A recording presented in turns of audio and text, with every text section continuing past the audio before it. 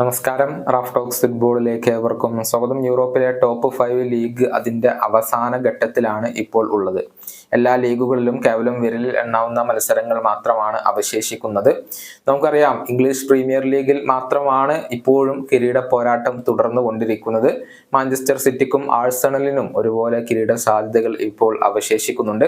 അതേസമയം La Liga Real Madrid സ്വന്തമാക്കി കഴിഞ്ഞു. ഇറ്റാലിയൻ ലീഗ് ഇന്റർ മിലാൻ സ്വന്തമാക്കിയപ്പോൾ ബൂണ്ടസ് ലീഗ കിരീടം ബയർ ലവർക്യൂസനാണ് സ്വന്തമാക്കിയിട്ടുള്ളത്. ലീഗ് 1 കിരീടം PSG സ്വന്തമാക്കുകയും ചെയ്തിട്ടുണ്ട്. ഏതായാലും ഇത്തവണത്തെ യൂറോപ്യൻ ഗോൾഡൻ ഷൂ ആര് സ്വന്തമാക്കും എന്നുള്ളത് ആരാധകർ ഉറ്റുനോക്കുന്ന കാര്യമാണ്. നമുക്കറിയാം, നിലവിലെ ചാമ്പ്യൻ ഏർലിംഗ് ഹാലൻഡ് ആണ്. കഴിഞ്ഞ പ്രീമിയർ ലീഗ് സീസണിൽ 36 ഗോളുകൾ നേടിക്കൊണ്ടായിരുന്നു അദ്ദേഹം ഗോൾഡൻ ഷൂ സ്വന്തമാക്കിയിരുന്നത്.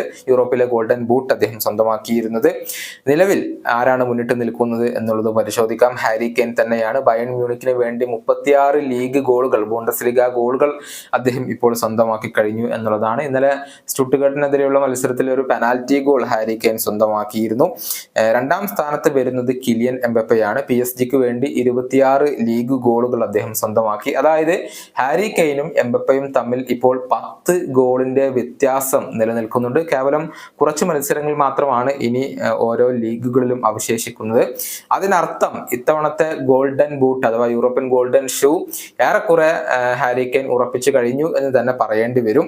ഇനി മൂന്നാം സ്ഥാനത്താണ് നിലവിലെ ചാമ്പ്യനായ ഏർലിംഗ് ഹാലൻഡ് വരുന്നത്. മാഞ്ചസ്റ്റർ സിറ്റിക്ക് വേണ്ടി 25 പ്രീമിയർ ലീഗ് ഗോളുകൾ അദ്ദേഹം നേടിയിട്ടുണ്ട്. പരിക്ക് കാരണം ഒരുപാട് മത്സരങ്ങൾ അദ്ദേഹത്തിന് നഷ്ടമായിരുന്നു എന്നുള്ളതാണ്. കഴിഞ്ഞ മത്സരത്തിൽ 4 ഗോളുകൾ അദ്ദേഹം നേടുകയും ചെയ്തിരുന്നു. 4ാം സ്ഥാനത്ത് വരുന്നത് സ്റ്റുട്ട്ഗർട്ടിന്റെ സെർഹോ ഗിറാസിയാണ്. 25 ഗോളുകളാണ് അദ്ദേഹം നേടിയിട്ടുള്ളത്. നമുക്കറിയാം, ബൂണ്ടസ്ലീഗയിൽ മികച്ച പ്രകടനം സ്റ്റുട്ട്ഗർട്ട് ഇപ്പോൾ നടത്തുന്നു. 3ാം സ്ഥാനത്താണ് അവരിപ്പോൾ ഉള്ളത്. ഇനി 5ാം സ്ഥാനത്ത് RB ലീപ്സിഗിന്റെ ലോയിസ് ഒപ്പണ്ട വരുന്നു, 24 ഗോളുകൾ. 6ാം സ്ഥാനത്ത് വരുന്നത് ഇന്റർ മിലാന്റെ അർജന്റീൻ സൂപ്പർ താരമായ ലൗട്ടാറോ മാർട്ടിനസ് ആണ്. അദ്ദേഹത്തിന്റെ കീഴിൽ, അദ്ദേഹത്തിന്റെ നേതൃത്വത്തിൽ ഇന്റർ മിലാൻ കിരീടം ചൂടിയിട്ടുണ്ട്. 23 ഗോളുകളാണ് അദ്ദേഹം സ്വന്തമാക്കിയിട്ടുള്ളത്. 7ാം സ്ഥാനത്ത് കോൾ പാൽമർ വരുന്നു. ചെൽസിക്ക് വേണ്ടി 20 ഗോളുകൾ അദ്ദേഹം നേടി. 8ാം സ്ഥാനത്ത് അലക്സാണ്ടർ ഐസക് വരുന്നു. ന്യൂകാസിൽ യുണൈറ്റഡിന് വേണ്ടി 20 ഗോളുകളാണ് അദ്ദേഹം നേടിയിട്ടുള്ളത്.